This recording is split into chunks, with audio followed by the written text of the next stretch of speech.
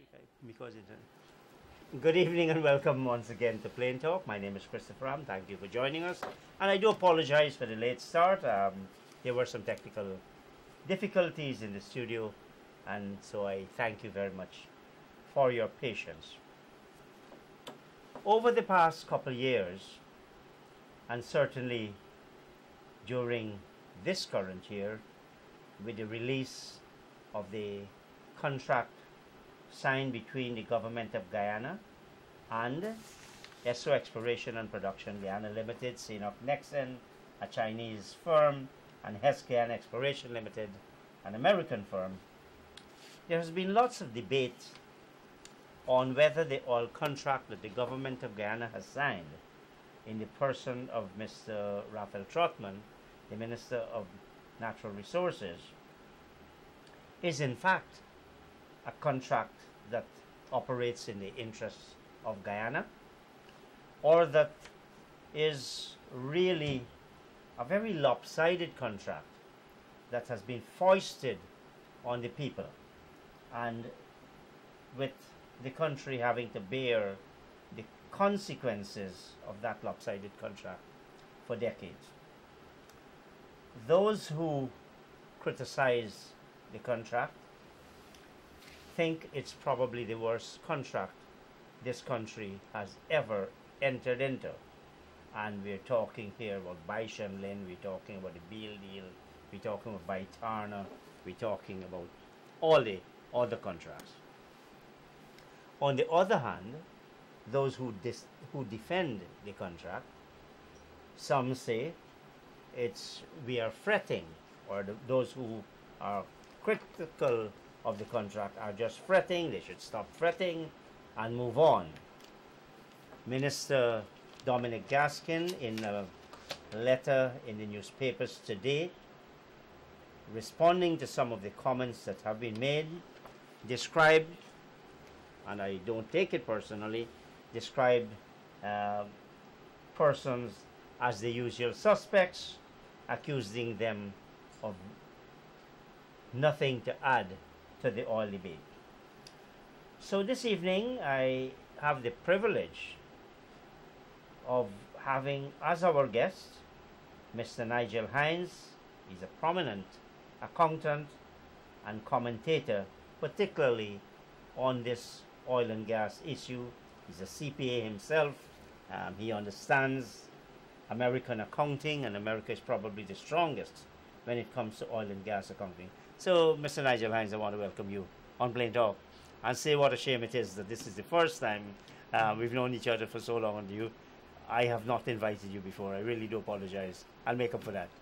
Well, to the listening audience and watching audience, good night. It's a pleasure to be on Plain Talk. I am privileged to be here with Christopher Ram on this program, which has held my interest over several years, and on this matter, which I think is of national importance. I think it's probably the most appropriate time to appear on the program to make a contribution on behalf of the Guyanese people, as I see it, regardless of what party you serve under, but just to focus on a contract that I think is an abomination when you consider similar contracts where the contract that we have really has no parallel in a number of areas. And the two that I have focused on more than anything else is the very low royalty. That's one. And the second is the 460 million as a pre-contract. And that's 460 million United States dollars. 460 million United States dollars. Which is about 93 billion Ghana dollars.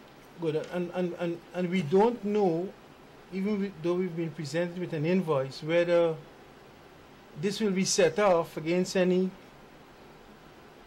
monies that are coming from the mere royalty or the profit sharing amount. It stands there as a debt, a liability for the Guyana government.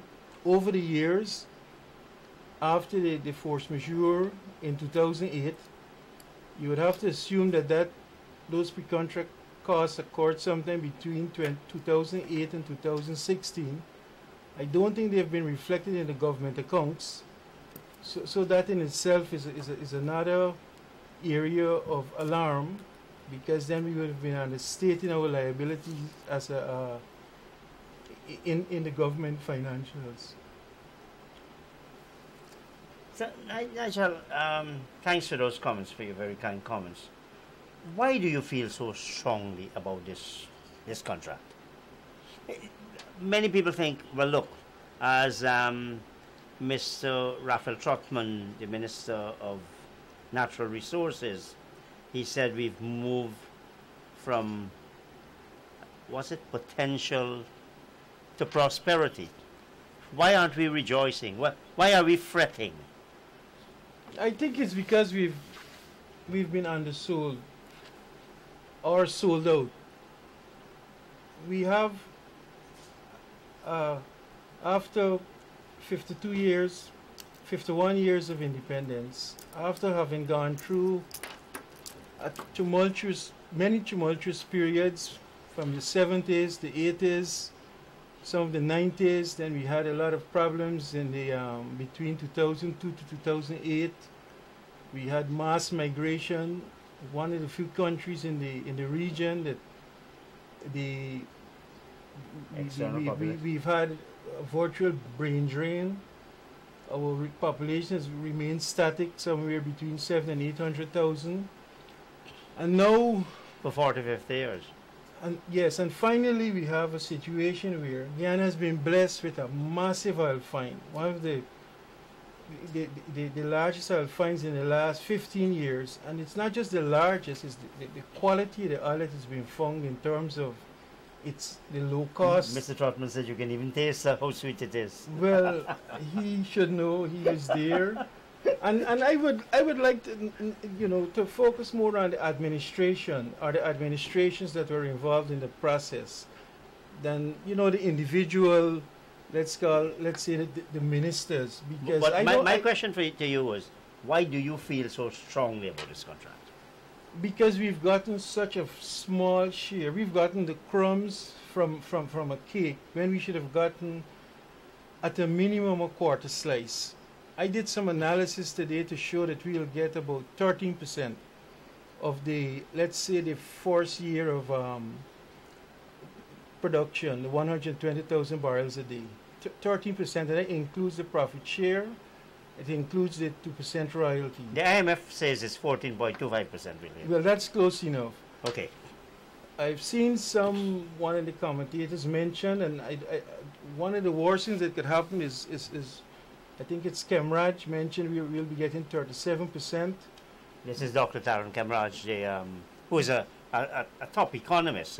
He's an academic, and he writes the business page in the Starbuck News. Yes, with all due respect to him, the numbers don't add up.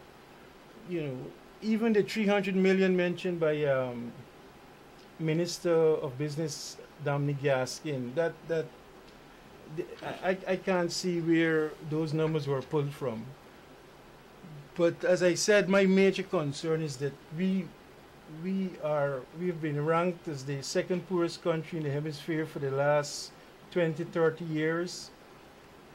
And finally, after being the outcast of the Caribbean, turned back at the laughing stock, indeed. Well, now we're worse than the laughing stock, because the contract at 2% is really like a mockery of what a contract should be. First of all, I think it's unconscionable. It's even illegal, moving from 60 blocks under the Petroleum Act in 1986 to 660 blocks that were given out and then affirmed by the subsequent contracts. And then you consider the fact that the contract was signed without proper consultation. It was unequal. It had unequal parties to the contract. You didn't have any independent counsel to guide the representatives of the government. Guyana is. But that's the government's fault, isn't it? Well, You have attorneys general to advise the government. I would like to look at it not so much prior to the contract, but post contract. In that, as it stands now, the contract is. We can claim that there was some jurists involved, that we were in such dire straits, like virtually desperate to prop up our economy, whether it's the sugar industry, the bauxite industry, the rice industry, that we might have signed away anything. And Exxon took advantage of that. This is a virtual nation state. This is a corporation that has been around when you go back to their antecedent companies since about 1870. They were formed under Standard Oil with Rockefeller. Yes. But for us to negotiate with them is as I had put it, like an ant trying to lift an elephant. But having said that, Nigel, other countries have negotiated quite well. Take Ghana. We're probably going to get there at some point. But Ghana has negotiated a contract that most people consider, even the minister of business who sought to draw comparisons, conceded that the Ghana contract had features that were far superior to the Ghana contract.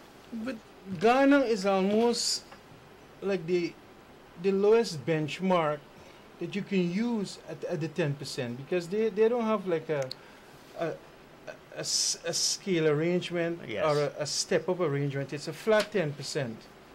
We have a flat 2%. 2%. So they're virtually like 400% higher than us in terms of royalty. Yeah. You have countries like Angola where the royalty is like 15 to 20%. Uganda just producing they haven't started producing this yet. 7,500 barrels a day will get as much as 12.5%. Yes. Now these are staggering numbers when you consider that we could be producing 500,000 barrels a year within the next 7 years and getting 2% on it, when we could easily be getting 10% and put that money into our economy, improve our infrastructure, take care of our public service workers, take care of the health, the social services. So this is so damaging to the country. So instead of getting, I had worked out at a 2% about $240 billion annually. Instead of us getting about virtually 5 times that amount, we're getting 240 million. That's the gross stake. We're getting 2% of that. It tells you that we have virtually neglected, abated, and abrogated our responsibility. Our government has done that in terms of not providing or making the best provision for the people, because the first thing you would do, even as a neophyte, even as an amateur, as Minister Gaskin said, he's not an expert in oil and gas, but you don't have to be an expert in oil and gas to know that. And he didn't sign the contract. This is a contract. Compare it with what obtains in other parts of the world, whether it's in India, Africa, Asia, Indonesia, Mexico. Just everywhere. Just see what's the royalty rate, and that's the starting point. On this question of royalty, I want to ask you, because Article 15.7 says the minister may remit in whole or in part or defer payment of any royalties payable by the contractor. What does that mean? That we may not get it? Well, may is not shall. It's a possibility. So obviously, it's not mandatory. That's clearly what But the minister is authorized to say, he's authorized to say, look, we wouldn't collect either in whole or in part. But that is why the contract is unconscionable, because we have a situation where you have a number of clauses that don't speak to any sense of fairness, any sense of balance, and you know, the interests of the Guyanese people have been set aside. I mean, we have industries that are, you have massive layoffs going on in the country, and it's not about being political, it's about being a Guyanese with a sense that we could have gotten so much more. I mean, you were pivotal in having the contract released, and the paltry signing bonus, which I know many Guyanese could come up with 18 million US dollars. And we have an find which will exceed 5 million barrels, and we are taking 18 million US dollars. You also have a situation where at the time of signing, which is, it is dated June the 27th, 3 days after Exxon announced that they have 1.4 billion barrels of proven and recoverable oil reserves.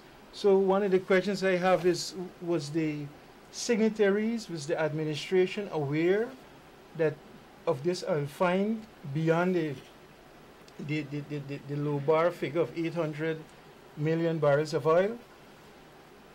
It was very convenient for them to make that announcement just a day prior to the second quarter in 2016, when they have to do their earnings call. So, and further to that, Ms. Brassington, the government affairs spokesperson for ExxonMobil, she alluded to the fact that the contract was actually finalized in October. So I don't understand the signing, and you're an attorney, maybe you can advise me here, that the contract was signed on June the 27th, yet it was finalized in October of 2016, which is almost 4 months after. Yes, indeed. I want to raise another issue with you. And tell me, you're an accountant. So am I. Here it is, you have a situation after all expenses have been deducted. There's a share, you share what is left over. There's a cap on the expenses that can be deducted. Yes. The cap being 75% of your revenue. But, so the government gets its 50% of the profit oil, as it's called. The contractor gets 50%. But then we have this strange provision that the government share of profit will be accepted as payment in full of the contractor's taxes. The government share is paying the taxes for the contractor, who gets his 50%. You can't touch mine. We are touching the government owner and say, government, you pay my taxes for me, please. Do you know of any precedent for something? It's inexplicable. It's ineffable without the in. It's a very strange way of because I'm thinking, I noted that clause, and I was wondering if the tax that we are supposed to remit on behalf of Exxon, because we are paying Exxon taxes, if they'll be able to claim a refund or set it off against their taxes. They can, and that is the con, I believe, in this. Not only that, Nigel, they get it grossed up. So it goes beyond the 50%. Absolutely. It gets grossed up, and they go to the United States and say, here, I've paid. They have a liability statement to show that they pay taxes in Guyana. The Commissioner General shall issue them with something that says they pay these taxes. I have that's a question I'll ask the Commissioner General if I ever see him. If he was a party to that clause, because I cannot imagine Mrs. Stacia would sign on to that arrangement. It makes no sense. And this is the whole point of the contract. He has to issue a certificate that state the amount of tax paid. But the point but is, no tax is paid. Under which act are these things permissible? Because the Commissioner General rule is to advise the government on if what they're doing in terms of concessions, what they're doing in terms of the stability clause, whatever tax arrangement is involved, his job is to advise them whether it is permissible under the Act. And I Well- don't believe these things are permissible under the Act. Well, if you were to read Section 51 of the Petroleum Exploration and Production Act, the Minister of Finance is authorized to issue an order to say that certain acts, tax pieces of legislation do not apply, or they apply with modification to the contractor. My belief is that we're dealing with an administration. As much as Minister Trotman's name has been put to the fore, when there's a necessity, as we had Minister of Foreign Affairs Carl Greenwich coming out and being very hoarse and forceful about us criticizing Exxon, I am not, I wouldn't be surprised if the same thing happens and the Minister of Finance is supportive of these clauses. But you Well, make a remember, good Minister point. of Finance was one of the You- persons who went up to Texas. Well, I mean, a lot of people travel. You know, you travel for different reasons.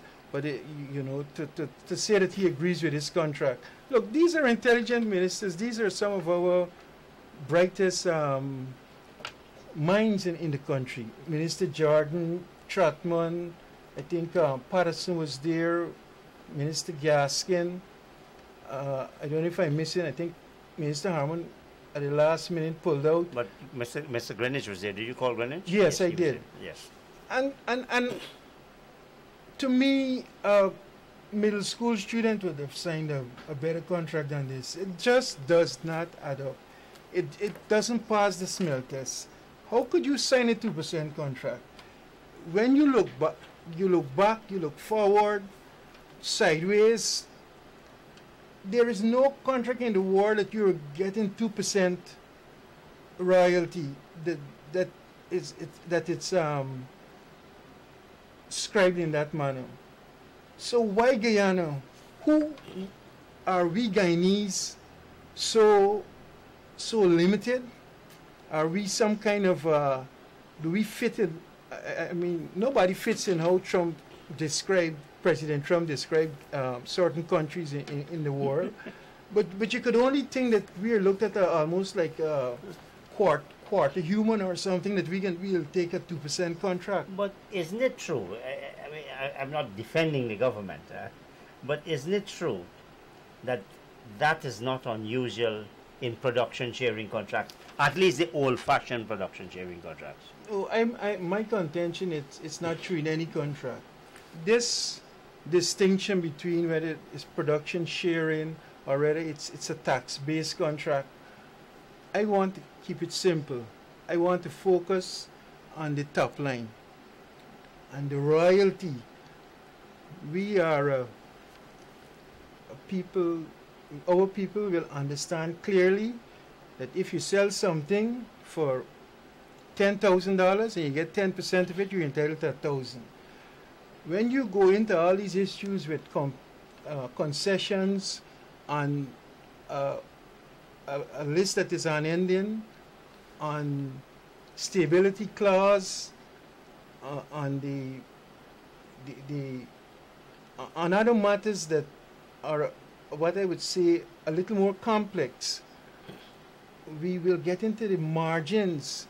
But the core of the problem to me with this contract, I didn't mention the bridging deed, which I think you probably come to, because it seems to be missing. I would ask my good friend and minister, Colonel Harmon, instead of releasing one contract every 2 weeks, just release the bridging deed that connects or supposedly connects the 1999 to the 2016 agreement. to the 2016 agreement. I think that's vital, but I want us to focus on the royalties and this 460 million. You are an accountant of virtually senior counsel in accounting, and where did that come from? I cannot for the life of me understand. Is it something that they just inserted in the bridge? Indeed, I've spoken to politicians across the aisle, and none of them can really speak to this 460 million. with any logic, with any with any rational, with any rational explanation. So, 460 million, that can wipe out our royalties and profit sharing for the first 2 years easily. Easily, that's correct. So if Exxon says, look, why must we pay you a royalty of 150 million when you owe us 460 million? We will deduct it from what you owe us. And that can go on for a couple more years. Well, you're putting me on the spot, but that's all right. The $460 million is described in Annex C, which is part of the contract, but it's one of the supplements to the contract. It's No, but Annex C of the 2016 contract. Yes. But how did it get into that contract when this is supposed to be a contract pursuant? Because I know the wording in that. It's pursuant to the 1999 contract.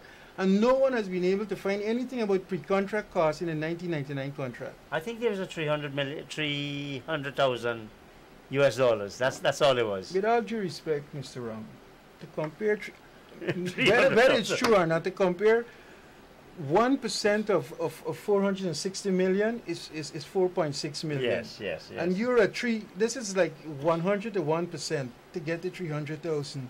The whole thing is malarkey. It's utter nonsense. It, as I have said, it come from some other galaxy where they came up with this 460 million. I don't know who is benefiting from it, really, but I just know the Guyanese are losing in a major way. But now, why do you think Mr. Trotman, and let's understand this 460 million is up to December 31, 2015. So between January 1, 2016 and the effective date of the 2016 contract, there is additional pre-contract costs. No, I think there are additional pre-production costs. I would want to think that since they signed that agreement, they will in 2016. Yes. 27th of June 2016, there will be no more pre-contract. No. So the 462 million, Nigel, take it from me. The 462 million is up to December 31, 2015. No, it carried over into 2016. No. Well, all right. Even if we differ on that, my point is, it's pre-contract. Which contract are they speaking about? They're speaking about the 2016 contract. Yes. We're not talking about the recoverable costs. Uh-huh. So there will be no subsequent pre-contract costs unless Exxon, let's say there's some other field out there that they have to do exploration from the date. Work in. Remember, as I said. But the whole thing is the genesis of it. Yes. Where's the origin of it? It's not. We can talk about the actual amount and so forth. Where was it in the 1999 contract? Well, you mentioned the 300,000, but I'm sure. I wouldn't challenge you now, but maybe in one of your writings you can share with the public. Yes, I will. Where this 300 was referred to and how it ballooned, 2,000 times over to 460 million US. Our budget is, that's like half our national budget. A third of the budget, yeah. Well, more like half, because it's $1 billion US is our budget, and this is 460 million, and with this exchange rate that has been, But again, who do you blame for this? Do you blame ESSO, or as they claim to be ExxonMobil, or do you blame our negotiators? And by the way, Minister Gaskin said there were no negotiations. I don't know what that means. How do you sign a contract without entering into negotiations? Can you explain that? Well, I'm sure Minister Gaskin would retract on some of the things that he said. I don't believe he can stand and look you in the eye and say that this is a good contract. This is a terrible contract. At any level of examination, if I give any of my kids, the young people in Guyana, the working class, the masses understand that 2% is de minimis when you compare it to what obtains across the world. Everything is relative. So 2% could have been a great contract if everybody else was getting 0.5%. But we have the lowest royalty rate, and the royalty has is the easiest way to ascertain and to verify what you should be The receiving. easiest figure to determine, yes. And as you know, as accountants have a penchant for math and arithmetic, and most people do. And when you have a situation where you know you're getting 2% of a massive pie, you know you're getting the crumbs that Exxon was, I wouldn't call them, I would say, you know, to me, Exxon is a ruthless corporation. This is not anything new. And in business is not a gregarious, you know, it's not a generous arrangement that you're trying to make everybody come out even. You have to have negotiators and representatives that are that are competent, and we certainly didn't have one. And I would like to take this opportunity to read an extract from a point made by Lord Denning back in 1975. Lord Denning being one of the most famous jurists from the United Kingdom. Yes, and he said there are some cases in our books in which the courts will set aside a contract or a transfer of property when the parties have not met on equal terms, when the one is so strong in bargaining power and the other so weak that as a matter of common fairness it is not right that the strong should be allowed to push the weak to the wall. And then he further went on to say it rests on the inequality of bargaining power, and by virtue of it the English law gives relief to one who without independent advice. And I'll stop there because we didn't seem to have independent advice. Mm-hmm. So and that's the name of the case? This case is and that's from the Ghana Law Report? It is. I think it's Bondi's case? Yes. Mm-hmm. I think it's Sanders versus Ford Motor Corporation. But that's in the Ghana Law Report. So you would expect the Attorney General, the Prime Minister, Mr. Harman, Mr. Nagamoto, all these people ought to know this. The reality is that they may not have been involved because I haven't really heard our Attorney General comment on this contract.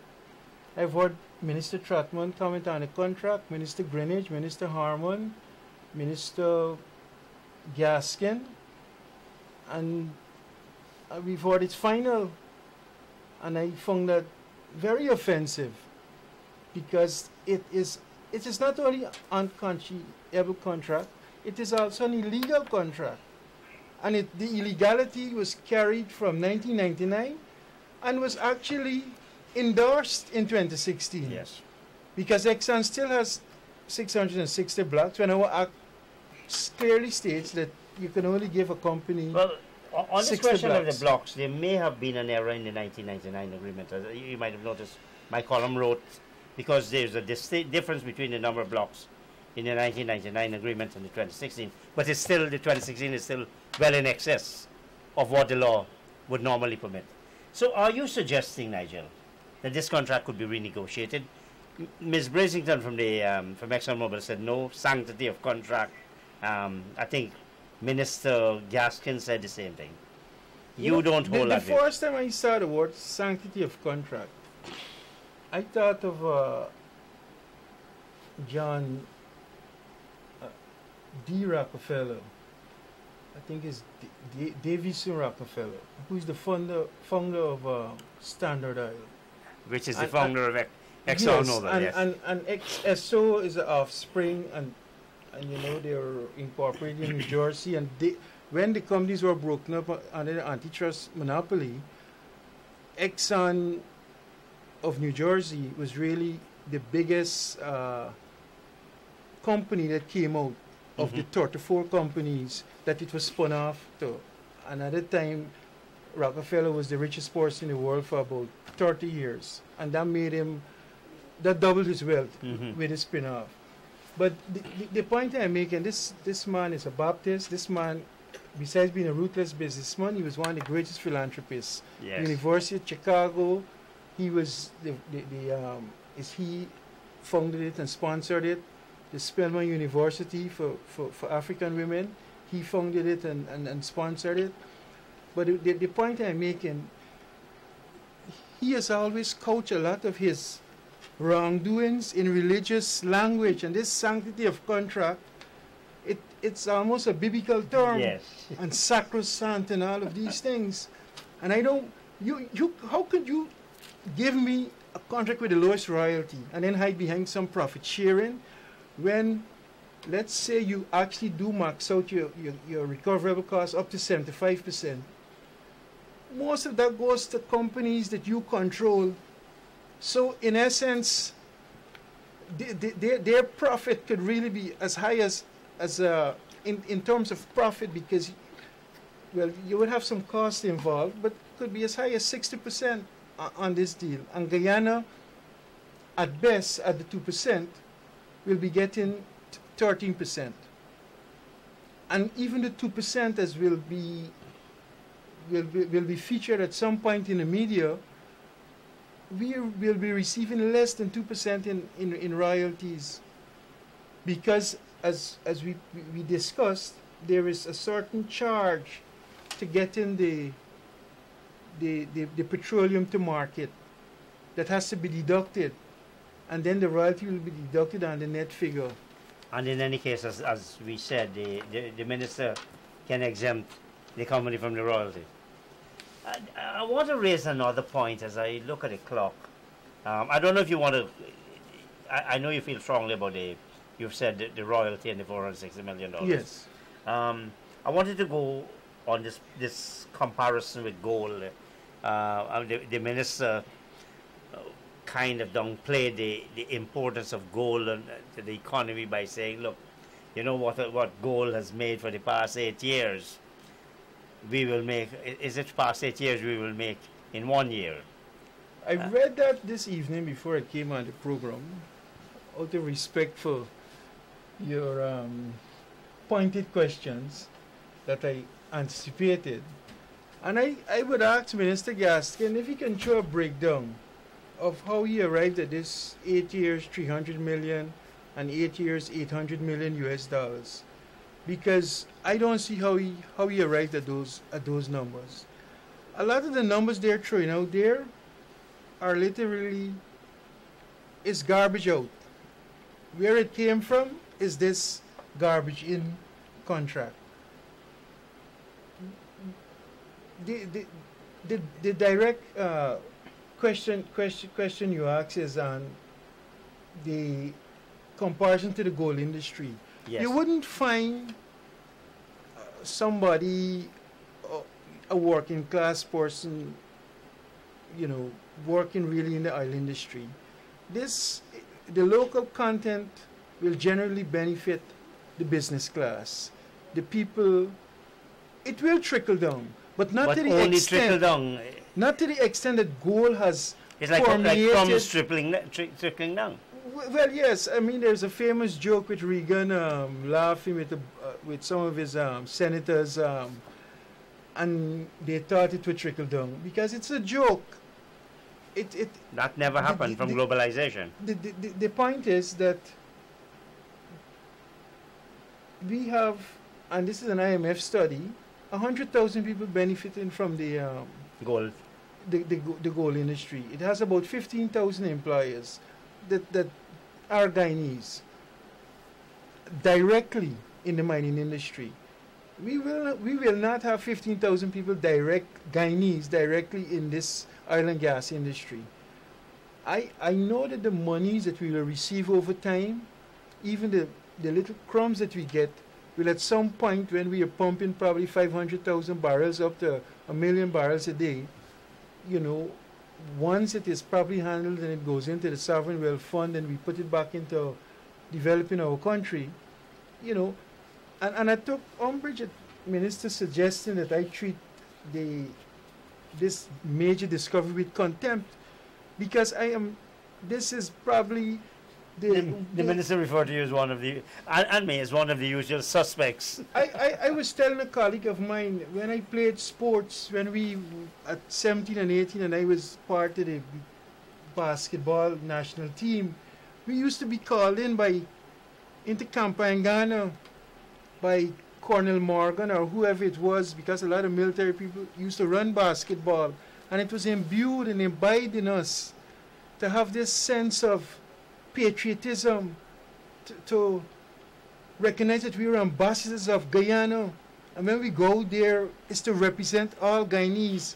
And for him to suggest that I am treating this thing with contempt and not appreciating this our discovery, it really is he's really going low in terms of making that kind of accusation, because we both want what's best for Guyana. I've seen you criticize the PNC. I've seen you criticize the PPP.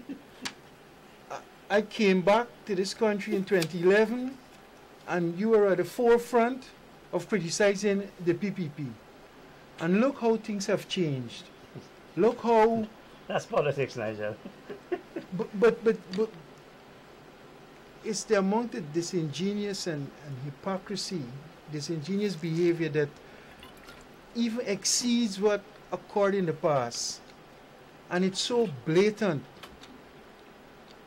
And this contract, if we add up all the failed contracts, you mentioned the glass factory, you mentioned the Beale project, you mentioned a couple others. Vitana and they're dwarfed. You can multiply their losses by 50, and it wouldn't reach what we have given up. And the duty exemption and the corporation tax. The government never paid anybody else's corporation tax. Ghana is getting toward a 5% corporation tax. Imagine if we can get it out of Exxon, then they can, and then the audit requirements. I know I saw one of your articles, you made a point that we could, I don't know, one person on a ship, but we don't have any subsea specialists or technology that we can go down to see if they're running pipelines from one drill board to another. We just don't have the technology to monitor it. We have to depend so heavily on Exxon. One of the best things about having Exxon on board is that you have virtually the most powerful corporation in America, and it removes the Venezuelan threat from Guyana, if ever there was one related to oil, and that's a big positive. But that doesn't mean that we have to sell out the people of this country by accepting a 2% contract and by having our negotiators use a cut and paste approach to come up with this contract, because this is a cut and paste contract. This is not people sitting down and going through it clause by clause and doing a brainstorming and calling for the Angola contract, the Kazakhstan contract, Angola, Timor-Leste, wherever, Brazil. and compare them, set up a spreadsheet. It's basic for people, CXC students, to do comparisons. And we have so this is why I'm saying this is not a mistake. This is not a happenstance. This is something else is at play here that I can't, I wouldn't even like to mention what else is at play here. But it makes no sense. This seems to make you emotional. Are you emotional in terms of anger over this? No, I would say passionate. That I feel that the contract will be renegotiated. It will take time. Sometimes the process is more important than results. Sometimes the fact that we are saying we are not conquered, that we are not defeated, is triumphant in the sense that we haven't lost. We have to keep fighting. We have to keep fighting by writing letters to the media. We have to have open forums. We have to have vigils. we have to, to some extent, our politicians, and I dare say on both sides of the aisle, don't want to seem as if they're anti-Exxon Mobil or anti-America, because essentially they're one and the same. And because of that, it is we the people who have to give them the ammunition, the gunpowder, to deal with Exxon. Because if we rise up, if we create a flow of energy, it will cause them to act. And Exxon will see that we will not sit and accept this atrocity, this robbing of our nation that has occurred through this this ridiculous and nonsensical contract. You mentioned the media. Now, the latest person to attack the media was Minister Gaskin. If we were to go back, you had at different stages, different people defended this contract. First was David Patterson, if you will recall. With the blocks. Yeah, with the blocks. Then you had Carl Greenidge, who said we're chasing away. Carl Greenidge has gone a little bit quiet. You had Raphael Trotman. But now you seem to have Mr. Dominic Gaskin, and he castigated the press at the Private Sector Commission symposium. Was that, now you're saying the press, in fact, should be, and the people, should be in the forefront of bringing some pressure to get a more equitable contract. I think here is the politicians, the government, because I assume he was speaking as minister and a cabinet member, is really lambasting the media. You have to have some amount of sympathy for them. They're in the tentacles of Exxon. There was a writer, Edith Tarball, who used to eviscerate the Standard Oil. The truth is that Exxon is a master of the game. Whereas in contract negotiations, Exxon actually invented the corporate form of business and trust and bribing legislators and having non-written agreements, because you have to consider that all of that exists. Nothing really has changed. Have non-written agreements, have provisions for other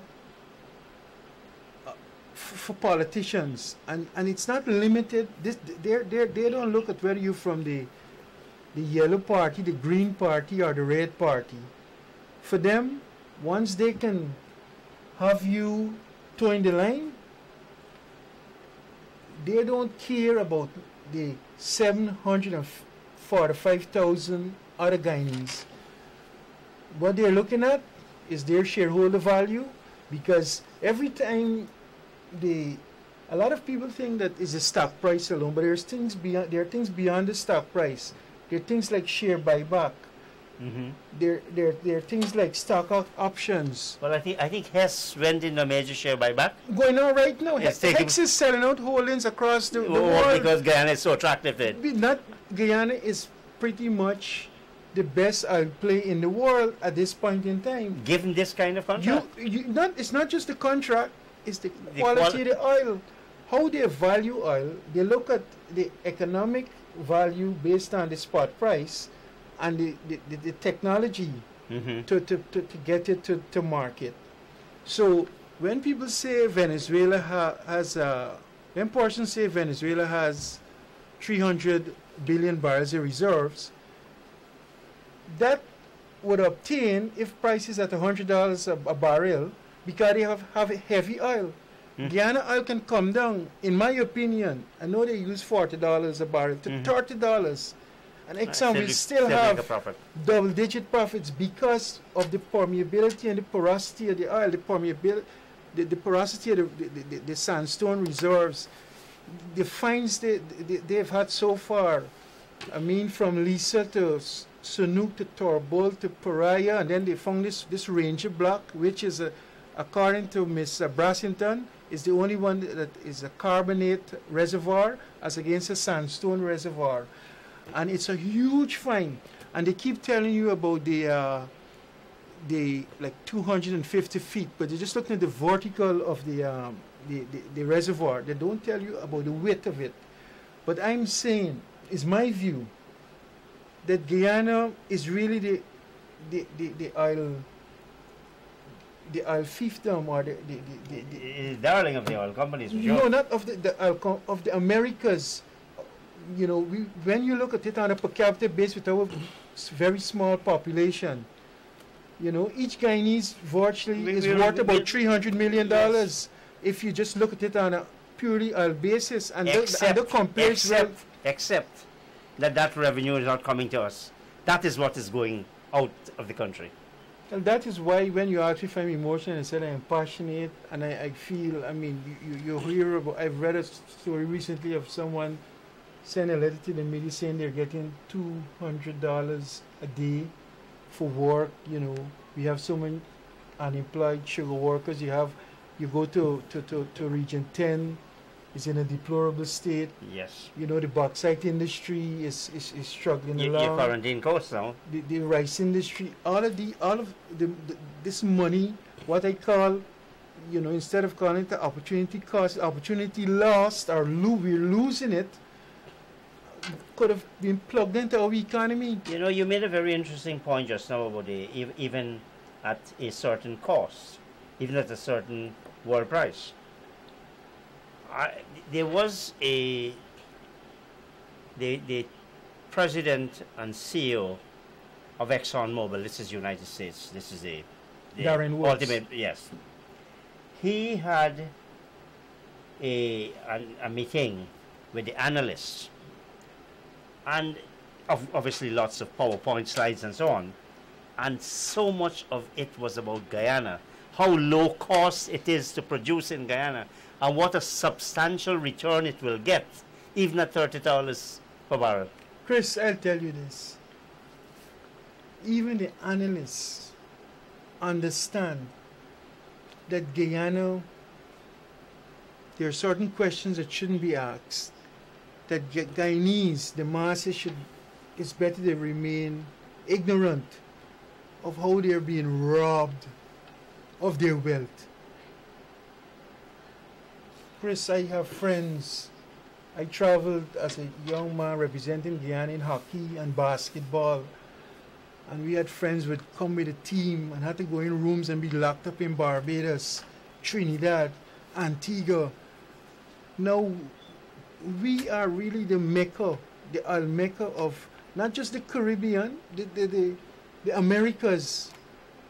And still our people... It's the best find in the last 10 years. No, Chris, it goes beyond 10 years. You have to look at the quality of the yes, oil. Yes, and, yes. and not only that, they haven't... The discovery isn't even gone halfway. Yes. And it's only one contract holder so far. You've got several other contracts.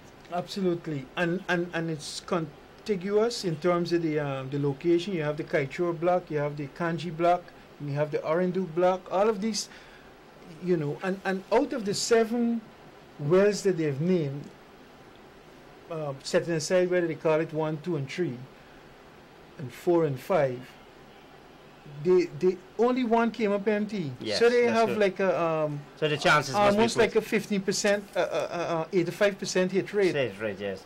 You know, and this is just to put a light thing. Someone said, because you were talking about how silly we have been, someone said the only name we haven't given was Pacu. Well, they'll name a well that. Because Pacu is supposed to be this fish that we all think is so silly. Well, I understand, but you said the only thing we haven't been called. Well, I you know, someone told me, that, you know, they said, Nigel, you shouldn't have referred to Guyanese as idiots, and I never did. I said, yeah, I hope you don't. I would never do that. on this program, never do that. Never. I think I know you well enough. I love my people too much, but to be looked upon that way, you could imagine traveling wherever it might be to Ghana, to Calcutta, to France, and they said, he's a Guyanese. Aren't they from the country that signed in our contract and gave and only accepted 2% royalty? And I just want to come back quickly to the $460 million. It's as if we are paying Exxon for discovering the oil. Yes. This is how I see the 460 That's what we're doing. million. That's exactly what we're doing. So we're paying a discovery bonus instead of receiving the discovery bonus. And then this signing bonus itself, this is another, you as an accountant, and both of us are accountants, what we want to see is the statement that says it went in, or what, if anything came out. And why is it that it went in about 18 months ago, and yet the balance is still there, and you have dire need for training people? This whole thing about to pay legal fees, I mean, that is balderdash. So I would love to see the account for the signing bonus, and then how they arrive at these numbers. You know how we are. You would call a fee. I'm sure you never called a fee for $18,000. I don't mean it in whether it's 18,000 US or 18,000 Ghana dollars. You would say 20,000. You would say 30, 25. We tend to be 10. And Yes. so the whole 18,000 number is, you know, it kind of, as a person with a, you know, thinking in numbers, puzzles the mind. So we got a couple of minutes. You think this contract can be renegotiated? You think if pressure is brought on whom? On the government or on the contractor? Well, we cannot have Ms. Brassington being condescending to us and not being forthright. But primarily... But isn't Ms. Brassington just doing her job? No, she has gone beyond that. I did a letter and I showed where she was not being factual and where she was saying things that it was beyond her mandate to speak about. Let our politicians speak for Guyanese. Ms. Brassington should not be speaking for Guyanese. And that is a point I stand strongly with. But our politicians, I'm saying, we have to give them the ammunition. You, at some point, might be representing this country, and it's very difficult. I mean, when we go back to Burnham and to President Burnham and to President Jagan, the difficulties they encountered when they try to stand independently, whether as part of some non-aligned movement.